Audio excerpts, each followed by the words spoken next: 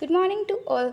तो आज मैं आपको बताने वाली हूँ कुछ टर्मिनोलॉजीज़ के बारे में जिसका एमएचएन में मतलब कि मेंटल हेल्थ नर्सिंग में ज़्यादातर जनरली यूज़ होता है और सबसे ज़्यादा इसका यूज़ जो मेंटल स्टेटस एग्जामिनेशन है उसमें होता है। तो आज हम फर्स्ट ऑफ ऑल पढ़ेंगे हेलुसिनेशन। हेलुसिनेशन का नॉर्मल मीनिंग सबको पता ही होगा, लेकिन आज हम मेडिकल लैंग्वेज में भी पढ़ लेते हैं।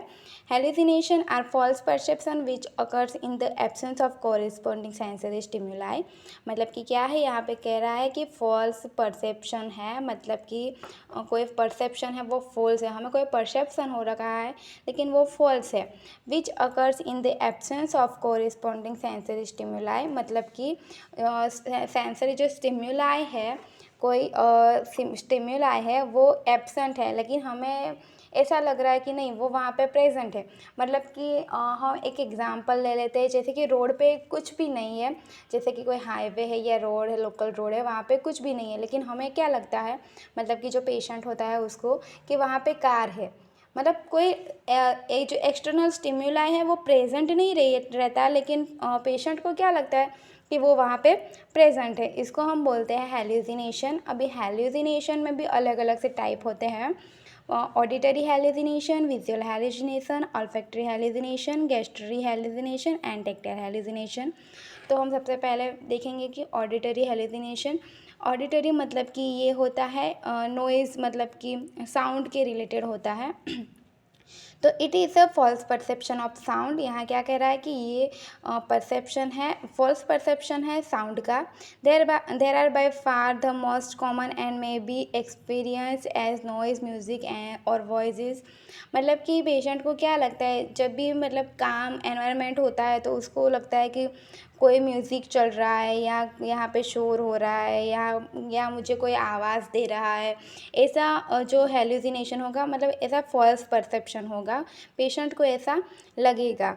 अभी सेकंड है विजुअल हेल्यूसिनेशन। विजुअल मतलब कि शो करवाना, मतलब कोई इमेजेस है, मतलब पेशेंट कुछ शो करता है। तो हम देखेंगे false perception involving sight consisting of both form images and unform images. मतलब पेशेंट को सामने कोई भी चीज़ नहीं होती फिर भी दिखाई देती है, मतलब वो इमेजेस हो या अनफॉर्म इमेजेस हो उसको दिखाई देता है। थर्ड है ऑल्फैक्टरी हेल्यूसिनेशन। ऑल्फैक्टरी मतलब कि स्मेल के related. False perception of smell.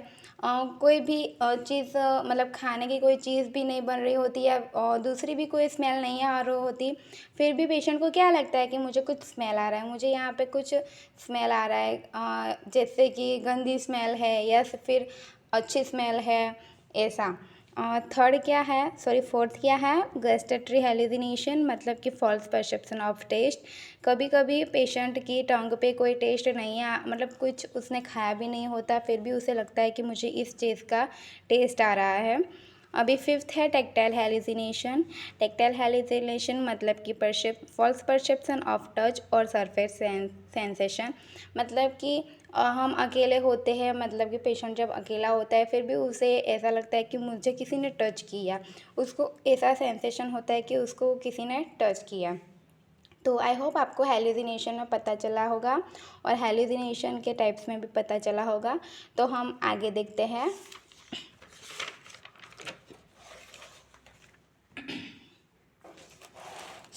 आगे क्या है, तो इल्यूजिनेशन, इल्यूजन।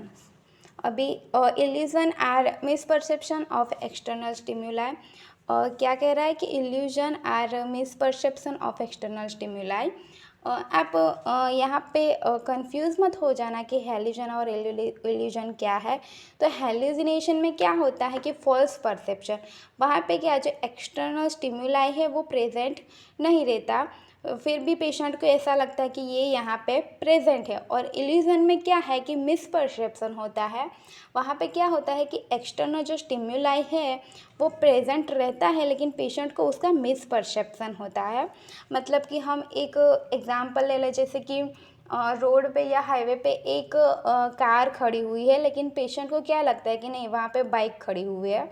और एक दूसरा एग्जांपल ले लेते हैं कि क्या कि रोड पे एक दुकान की साइड में कुछ मतलब का किड्स मतलब कि कोई चिल्ड्रन खड़े हुए हैं, लेकिन पेशेंट को क्या लगता है कि नहीं वहाँ पे सारे की सारी वुमेंस खड़ी है। ऐसा मतलब इल्यूज़न होता है, वो मिसपरसेप्शन करता है।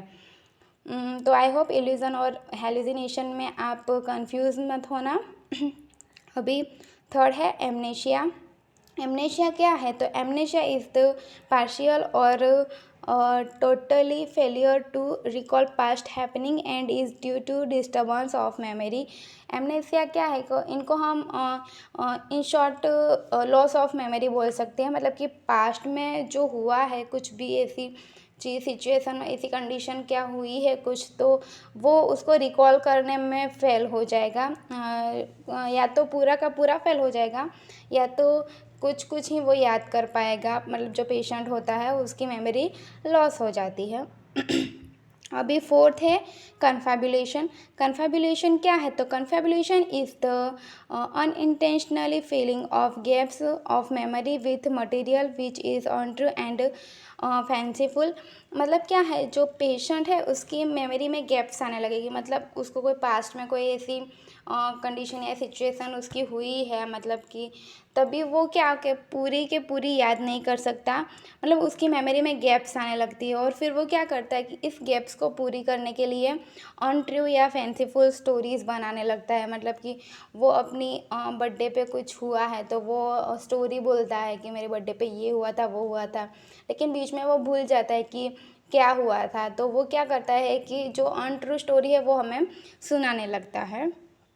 तो कन्फैबुलेशन में पता चल गया होगा। कन्फैबुलेशन मतलब कि unintentional filling of gaps of memory. मतलब कि मेमोरी रिकॉल करने में गैप्स आ जाती है, और उसे पूरा करने के लिए जो पेशेंट होता है वो अनट्रू स्टोरी हमें सुनाता है। अभी नेक्स्ट है गैंगस्टर सिंड्रोम। गैंगस्टर सिंड्रोम क्या है? तो otherwise known as the syndrome of an approximate answer. मतलब कि पेशेंट इस कंडीशन में क्या करता है, अप्रोक्सीमेट आंसर देता है। हम उनको पूछते हैं कि 2+4 क्या होता है, तो वो 6 नहीं बोलेगा, वो 5 बोलेगा। मतलब कि जो अप्रोक्सीमेट आंसर है वो देगा। 6 है delusion. Delusion are defined as the fix false beliefs which are not shared by other. डेल्यूजिनेशन क्या है कि यहाँ पे फिक्स फॉल्स बिलीफ है। मतलब कि पेशेंट अपनी बिलीव मतलब फिक्स रखता है, लेकिन वो क्या होती है, फॉल्स होती है। जैसे कि उसने कहा वो मतलब कि हिंदू है, फिर भी वो ऐसा कहेगा नहीं मैं तो अल्लाह को ही मानूंगा, अल्लाह ये है अल्लाह वो है। मतलब कि वो हिंदू है फिर भी वो अल्लाह को मानता है। मतलब उसकी बिलीव्स अल्लाह में है। मतलब कि वो उसका फिक्स है, लेकिन वो अपनी रिलीजन के हिसाब से वो फॉल्स है, ऐसा। 7 है नियोलॉगिज्म। नियोलॉगिज्म refers to coining new word which almost always have a private meaning known to the patient alone।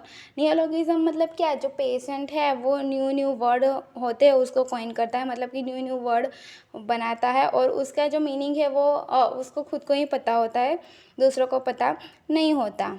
अभी नेक्स्ट है डेजावू।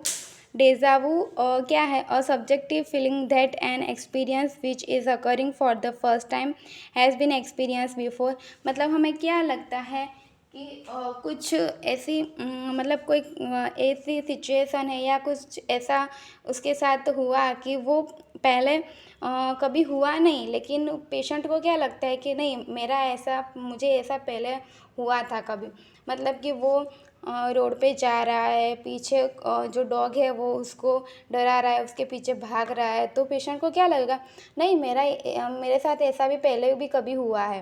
पहले कभी हुआ नहीं होता, लेकिन पेशेंट को ऐसा लगता है कि मेरे साथ पहले ऐसा हुआ है। अभी नेक्स्ट हम देखेंगे जमाइसफू। जमाइसफू क्या है?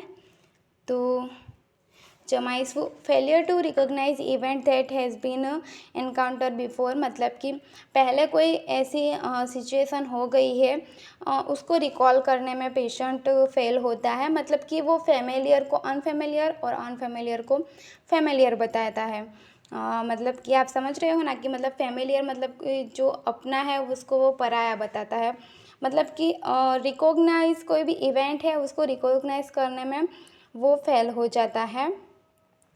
और 10th है इकोलेरिया। इकोलेरिया क्या है? तो pathological repetition by imitation of the speech of word, मतलब कि जो बोलते हैं, मतलब कोई अदर पर्सन बोलता है उसकी जैसे स्पीच को रिपीटेशन करना, उसको हम इकोलेरिया बोलते हैं, मतलब कि वन टाइप ऑफ मिमिक्री।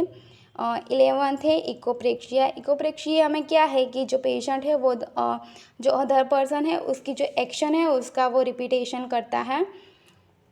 अभी 12th है वर्ड सलाड। वर्ड सलाड मतलब कि meaningless of incoherence mixture of word और फ्रेसेस, मतलब कि जो वर्ड्स होते हैं अलग अलग वर्ड्स उसका वो मिक्सचर कर देता है और फिर बोलता है। 30 है ambivalence. The coexistence of two opposing drives और desires feeling to emotions toward the same person object और गोल, मतलब कि कोई एक पर्सन या ऑब्जेक्ट के टूवर्ड्स में, मतलब कि वो ओपोज ड्राइव्स, मतलब कि ओपोजिट फीलिंग्स, मतलब कभी कभी पॉजिटिव और कभी कभी नेगेटिव, ऐसी दो टाइप की फीलिंग्स मतलब कि फील करता है। 14 है flight of ideas. Flight of ideas का मतलब है rapidly shifting between topic that are unrelated to each other, मतलब कि पेशेंट्स के जो आइडियाज़ है वो रैपिडली मतलब एकदम से शिफ्ट हो जाते हैं अनदर आइडिया पे, एक आइडिया से दूसरे आइडिया पे रैपिडली शिफ्ट हो जाते हैं। लबाइल अफेक्ट।